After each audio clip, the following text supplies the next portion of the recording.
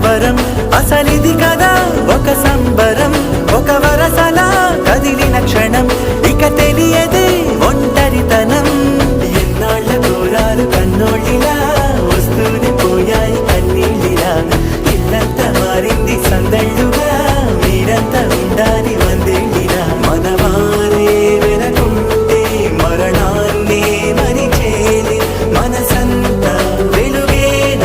ఇక చీకటెళ్ళింది తెల్లారి నీ నవ్వుతోనే 10 మంది ఉండగా